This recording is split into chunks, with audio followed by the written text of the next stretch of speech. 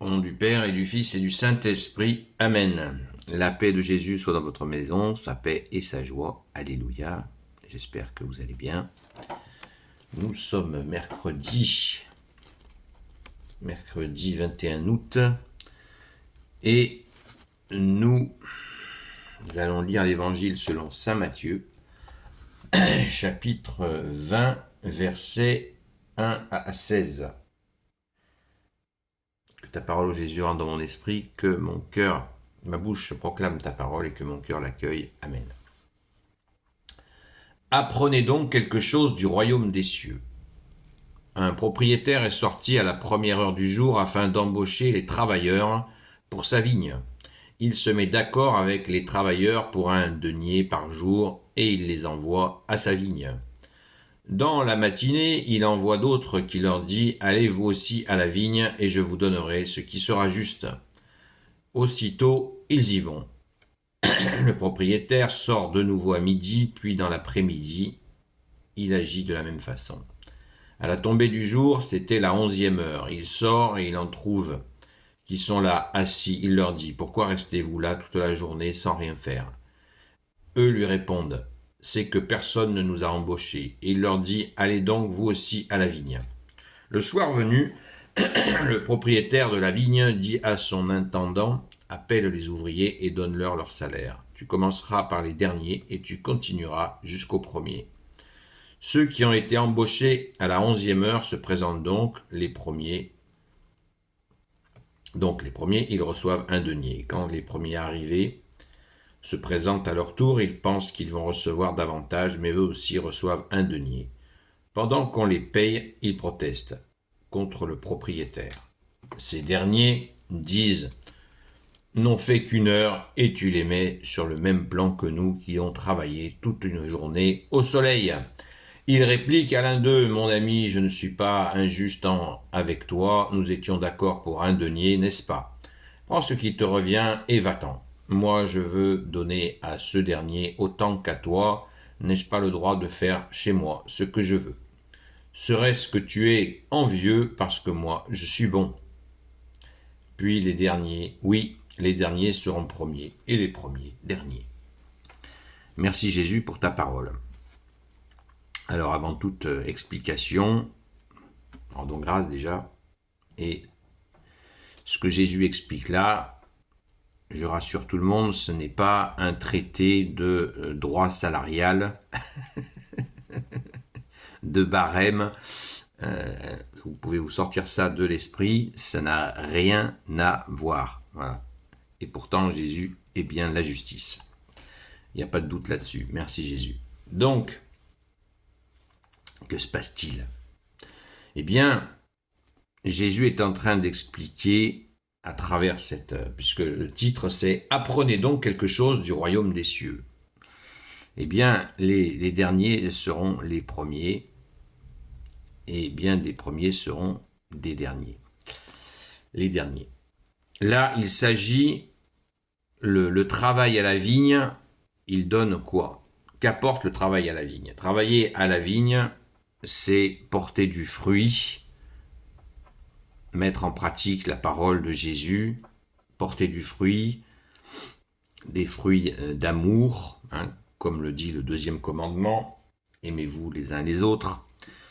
C'est ça, c'est porter du fruit, travailler à la vigne. Là, il ne s'agit pas non plus d'un traité agricole. L'image de la vigne, c'est de servir pour que le maximum de gens puissent rejoindre le royaume des cieux. Et dans ce service, quand nous servons ainsi Jésus, eh bien, le salaire de l'ouvrier qui sert à la vigne, qui travaille à la vigne, qui porte du fruit, son salaire n'est rien d'autre que le royaume des cieux. C'est le meilleur, le plus beau salaire que puisse, la plus belle rétribution, c'est d'avoir la vie éternelle, d'entrer en paradis. Donc, quand on y travaille, ceux qui y travaillent, que ce soit les gens qui sont devenus catholiques dès leur naissance, eh bien, ils se sont mis au travail, s'ils ont eu l'éducation pour garder la parole, la mettre en pratique, eh bien, ils se sont mis au travail dès leur plus jeune âge. Ils ont commencé à vivre ainsi, et c'est heureux. Et toute leur vie, je leur souhaite, ils auront travaillé ainsi. À la vigne de Dieu, aux intérêts de Dieu, l'amour du prochain. Merci Jésus, l'amour de Dieu et l'amour du prochain. Ensuite, ceux qui s'y seront mis un peu plus tard, eh bien, ils se mettront au travail et le salaire sera le même que les premiers. Et ainsi de suite, des hommes seront appelés même à la dernière heure pour se mettre au travail à la vigne. Et ils auront exactement la même paye. Même si des gens ont travaillé toute une vie pour toi, Jésus, ils auront la même paye que celui qui sera appelé à la dernière heure. Et pourtant, qui aura eu peut-être une vie de ruine, à faire des bêtises, même des fois des choses vraiment pas terribles, mais dans le pardon de Jésus, avec le pardon de Jésus, avec la miséricorde de Jésus, il va se mettre au travail et le salaire sera le même. Alléluia. N'ai-je pas le droit? Serait-ce que tu es envieux parce que moi je suis bon? Répond le propriétaire, qui veut dire Dieu. Ça te dérange que je sois bon? Que je rétribue chacun avec le même salaire qui est le royaume des cieux. Alors réjouissons-nous les amis. Réjouissons-nous de cette justice, même si vous êtes quelqu'un qui a tout donné, agi toute sa vie pour Jésus depuis son enfance, eh bien vous aurez le même salaire que celui qui est converti sur la fin de ses jours et qui va rencontrer Jésus et se mettre au travail. C'est extraordinaire, de justice. Donc, pas de jalousie de cette situation. Il n'y a pas un super paradis, il n'y a pas un super royaume des cieux, un moyen royaume des cieux. Non, il y a le royaume des cieux qui est la rétribution finale. Et bien des derniers seront premiers, ça veut dire que dans les premiers, il y a aussi beaucoup de gens qui se laissent aller, qui se fatiguent, qui abandonnent la parole, qui l'oublient. Ne l'oublions pas. Et les derniers vont être là aussi, ils ont leur mission pour réveiller ceux qui se sont endormis. Ils ne sont pas au-dessus, il n'y a que Jésus qui est au-dessus de nous. Donc ne l'oublions pas. C'est ainsi, c'est ce sens, bien des derniers seront premiers.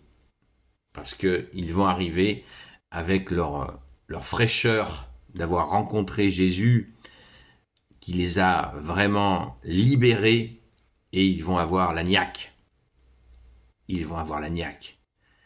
Ils vont foncer, à l'image de Sainte Marie-Madeleine, qui avait déjà une vie d'adulte, qui avait déjà bien commencé, en ayant fait des bêtises.